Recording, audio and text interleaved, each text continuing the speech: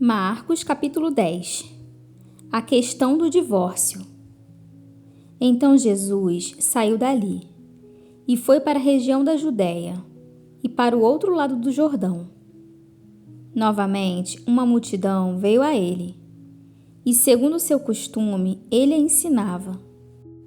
Alguns fariseus aproximaram-se dele para pô-lo à prova, perguntando: é permitido ao homem divorciar-se de sua mulher? O que Moisés lhes ordenou? Perguntou ele. Eles disseram: Moisés permitiu que o homem lhe desse uma certidão de divórcio e a mandasse embora. Respondeu Jesus: Moisés escreveu essa lei por causa da dureza de coração de vocês. Mas no princípio da criação, Deus os fez homem e mulher.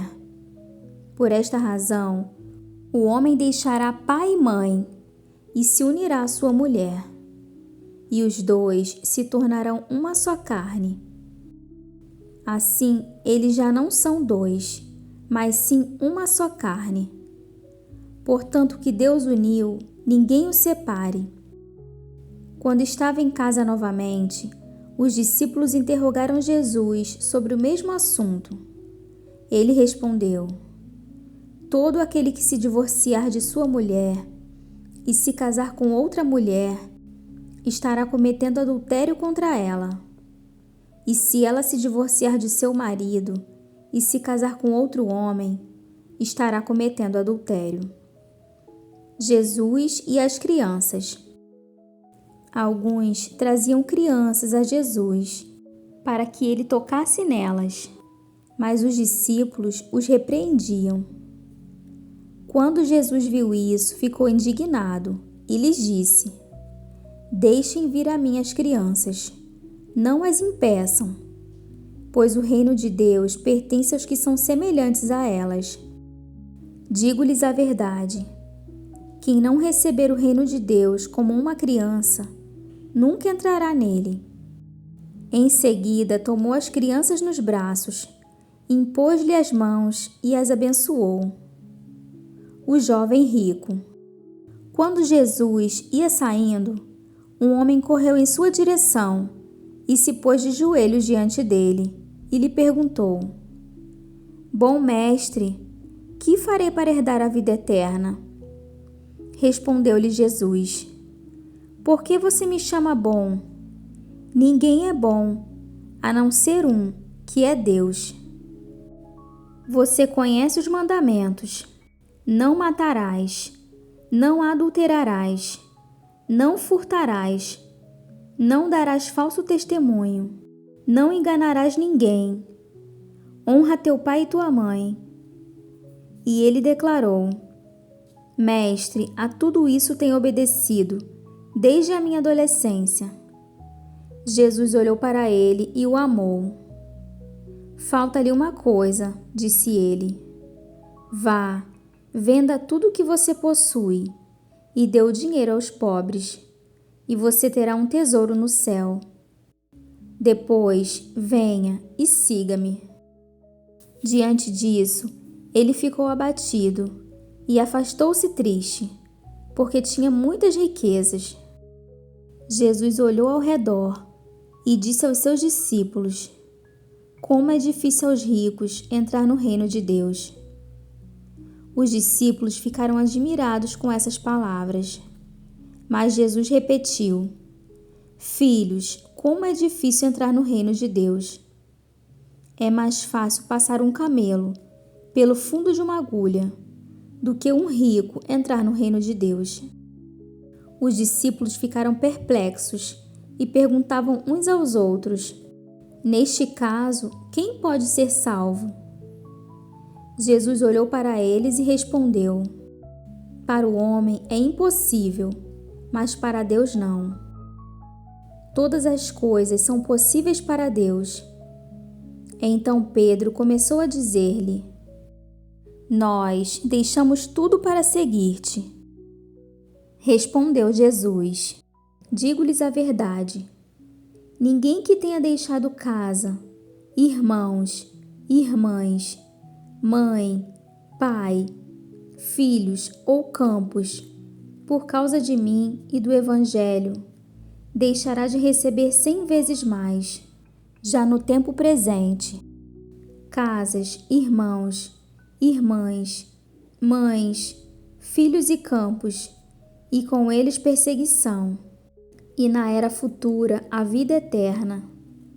Contudo, muitos primeiros serão últimos, e os últimos serão primeiros. Jesus prediz novamente sua morte e ressurreição. Eles estavam subindo para Jerusalém, e Jesus ia à frente. Os discípulos estavam admirados, enquanto os que o seguiam estavam com medo. Novamente, ele chamou à parte os 12 e lhes disse o que haveria de lhe acontecer. Estamos subindo para Jerusalém, e o Filho do Homem será entregue aos chefes dos sacerdotes e aos mestres da lei. Eles o condenarão à morte e o entregarão aos gentios, que zombarão dele, cuspirão nele, o açoitarão e o matarão. 3 dias depois ele ressuscitará. O pedido de Tiago e João. Nisso, Tiago e João, filhos de Zebedeu, aproximaram-se dele e disseram: Mestre, queremos que nos faças o que vamos te pedir. O que vocês querem que eu lhes faça? Perguntou ele. Eles responderam: Permite que na tua glória nos assentemos um à tua direita e o outro à tua esquerda. Disse-lhes Jesus: Vocês não sabem o que estão pedindo. Podem vocês beber o cálice que eu estou bebendo? Ou ser batizados com o batismo com que eu estou sendo batizado? Podemos, responderam eles.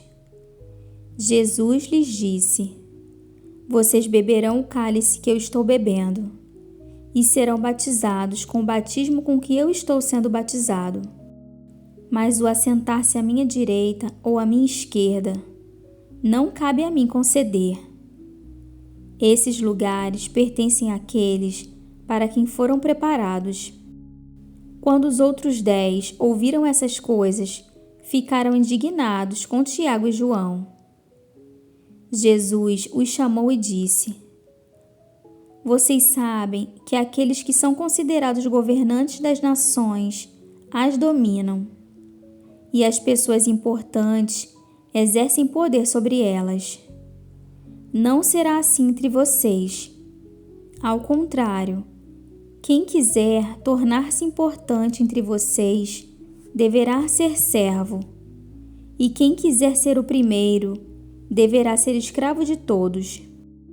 Pois nem mesmo o Filho do Homem veio para ser servido, mas para servir e dar a sua vida em resgate por muitos. O cego Bartimeu recupera a visão. Então chegaram a Jericó. Quando Jesus e seus discípulos, juntamente com uma grande multidão, estavam saindo da cidade, o filho de Timeu, Bartimeu, que era cego, estava sentado à beira do caminho, pedindo esmolas. Quando ouviu que era Jesus de Nazaré, começou a gritar: Jesus, filho de Davi, tem misericórdia de mim. Muitos o repreendiam para que ficasse quieto, mas ele gritava ainda mais: Filho de Davi, tem misericórdia de mim. Jesus parou e disse: Chamem-no. E chamaram o cego. Ânimo, levante-se, ele o está chamando. Lançando sua capa para o lado, de um salto, pôs-se em pé e dirigiu-se a Jesus. O que você quer que eu lhe faça? Perguntou-lhe Jesus. O cego respondeu: Mestre, eu quero ver. Vá, disse Jesus, a sua fé o curou. Imediatamente ele recuperou a visão e seguiu Jesus pelo caminho.